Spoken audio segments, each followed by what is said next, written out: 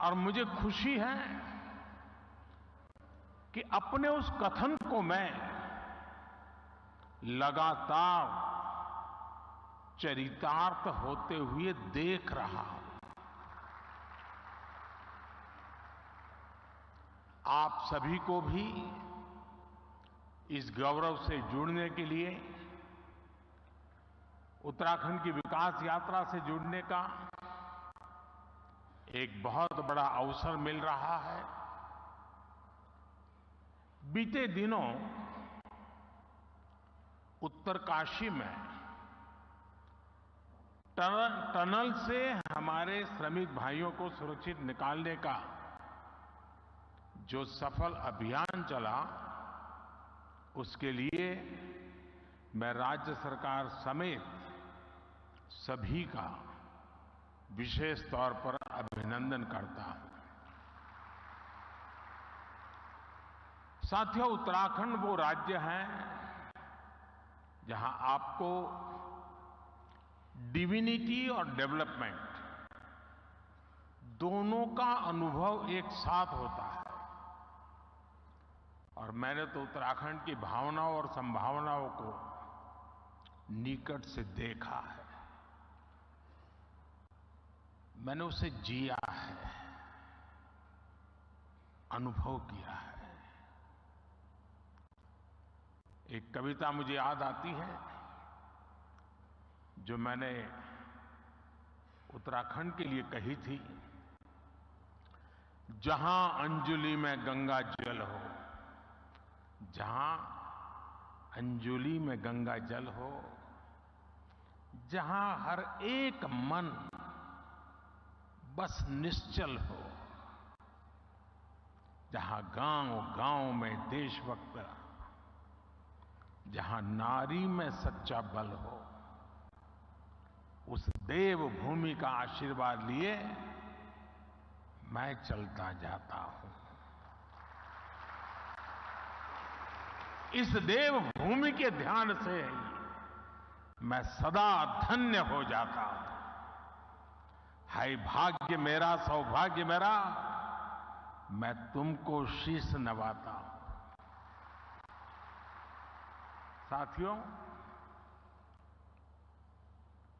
सामर्थ्य से भरी ये देवभूमि निश्चित रूप से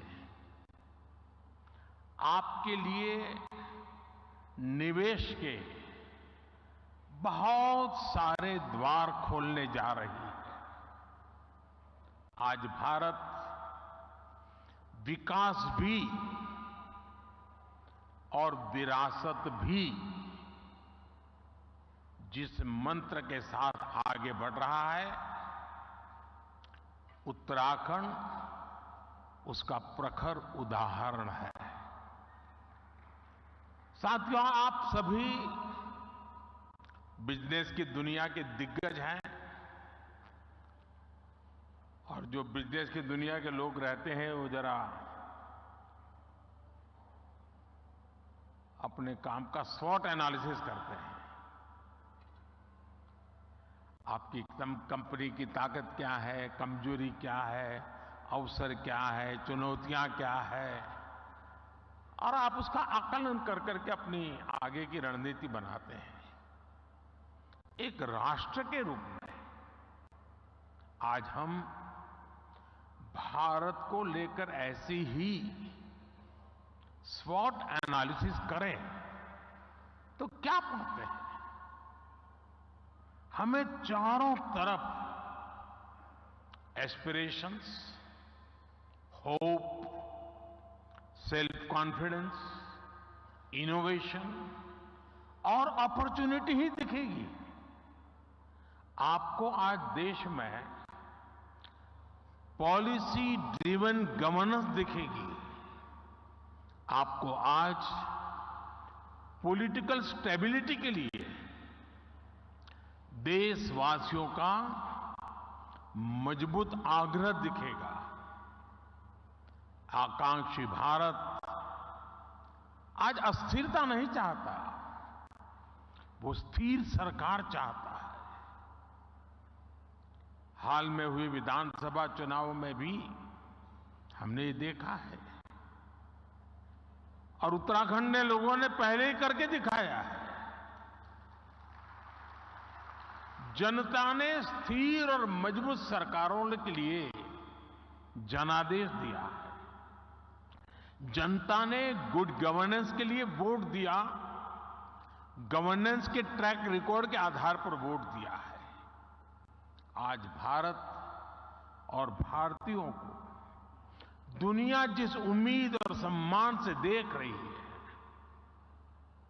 और अभी सभी उद्योग जगत के लोगों ने इस बात का जिक्र भी किया, हर भारतीय एक दायित्व के रूप में इसे ले रहा है। हर देशवासी को लगता है कि विकसित भारत का निर्माण उसकी अपनी जिम्मेदारी है, हर देशवासी की जिम्मेदारी है। इसी आत्मविश्वास का परिणाम है कि कोरोना महासंकट और युद्धों के संकट के बावजूद भारत इतनी तेजी से विकसित हो रहा है। आपने देखा है कि कोरोना वैक्सीन हो या फिर इकोनॉमिक पॉलिसीज, भारत ने अपनी नीतियां, अपने सामर्थ्य पर भरोसा किया।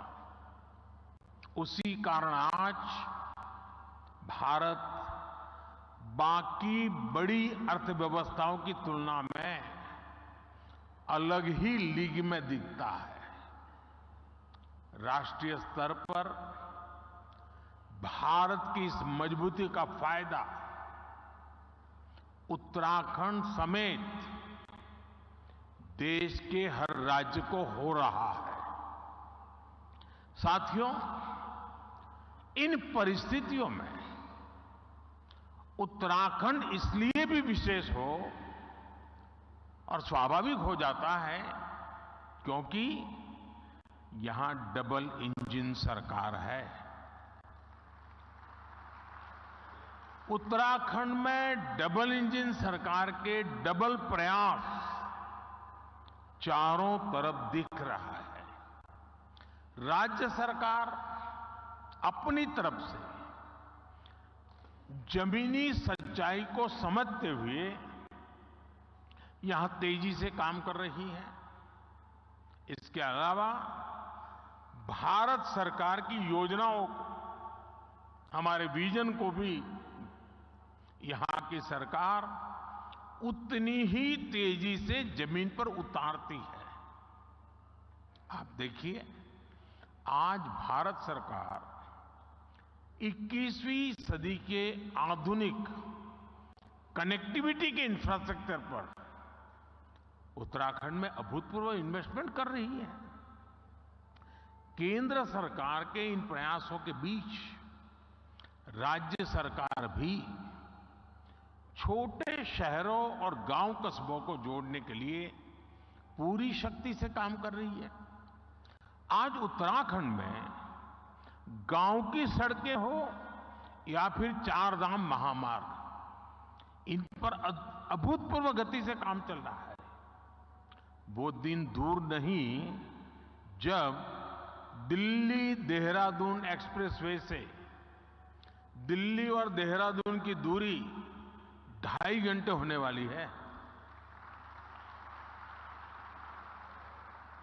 देहरादून और पंतनगर के एयरपोर्ट के विस्तार से एयर कनेक्टिविटी सशक्त होगी। यहां की सरकार हेली टैक्सी सेवाओं को राज्य के भीतर विस्तार दे रही है। ऋषिकेश, कर्णप्रयाग, ये रेल लाइन से यहां की रेल कनेक्टिविटी सशक्त होने वाली है। आधुनिक कनेक्टिविटी जीवन तो आसान बना ही रही है, ये बिजनेस को भी आसान बना रही है। इससे खेती हो या फिर टूरिज्म, हर सेक्टर के लिए नई संभावनाएं खुल रही है। लॉजिस्टिक्स हो, स्टोरेज हो, टूर ट्रैवल और हॉस्पिटैलिटी हो, इसके लिए यहां नए रास्ते बन रहे हैं। और ये हर नया रास्ता हर इन्वेस्टर के लिए एक गोल्डन अपॉर्चुनिटी लेकर आया है। साथियों, पहले की सरकारों की अप्रोच थी कि जो इलाके सीमा पर है उन्हें ऐसा रखा जाए कि एक्सेस कम से कम हो। डबल इंजन सरकार ने इस सोच को भी बदला है। हम सीमावर्ती गांवों को लास्ट विलेज नहीं बल्कि देश के फर्स्ट विलेज के रूप में विकसित करने में जुटे हैं। हमने एस्पिरेशनल डिस्ट्रिक्ट प्रोग्राम चलाया, अब एस्पिरेशनल ब्लॉक प्रोग्राम चला रहे हैं। ऐसे गांव, ऐसे क्षेत्र जो विकास के हर पहलू में पीछे थे, उन्हें आगे लाया जा रहा है। यानी हर इन्वेस्टर के लिए उत्तराखंड में बहुत सारा ऐसा अनटैप्ड पोटेंशियल है जिसका आप ज्यादा से ज्यादा लाभ उठा सकते हैं। साथियों, डबल इंजन सरकार की प्राथमिकताओं का उत्तराखंड को कैसे डबल फायदा मिल रहा है, इसका एक उदाहरण टूरिज्म सेक्टर भी है।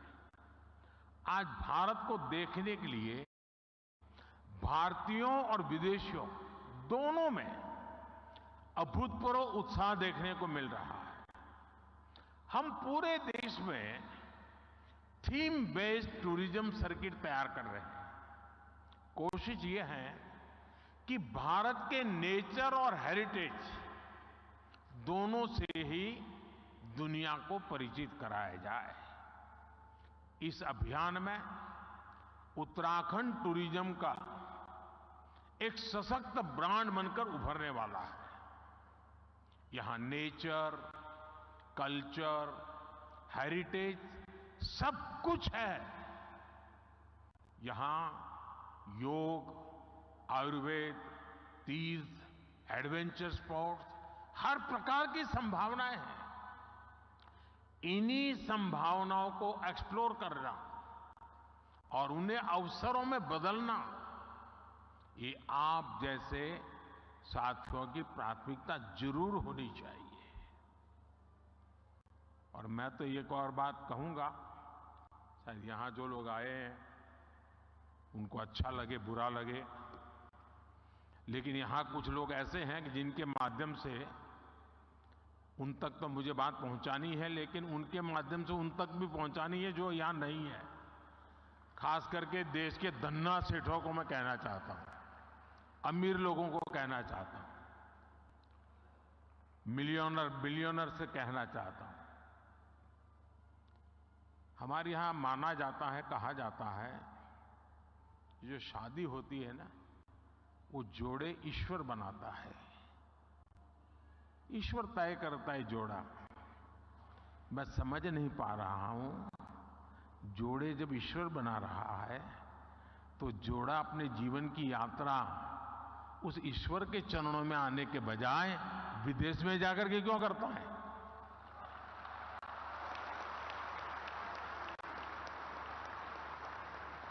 और मैं तो चाहता हूं मेरे देश के नौजवानों को, मेक इन इंडिया जैसे है ना, वैसे ही एक मूवमेंट चलना चाहिए, वेड इन इंडिया। शादी हिंदुस्तान में करो। ये दुनिया के देशों में शादी कर ले, ये हमारे सारे धन्ना सेठ आजकल फैशन हो गई है। यहां कई लोग बैठे होंगे, अब नीचे देखते होंगे।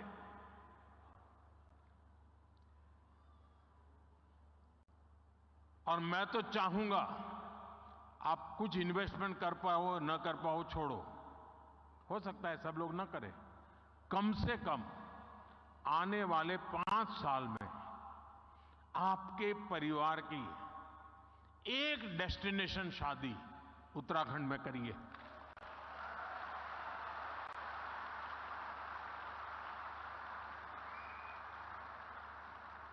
अगर एक साल में 5,000 भी शादियां यहां होने लग जाए ना, नया इंफ्रास्ट्रक्चर खड़ा हो जाएगा दुनिया के लिए, ये बहुत बड़ा वेडिंग डेस्टिनेशन बन जाएगा। भारत के पास इतनी ताकत है, मिलकर के तय करे कि ये करना है, हो जाएगा जी, इतना सामर्थ्य है।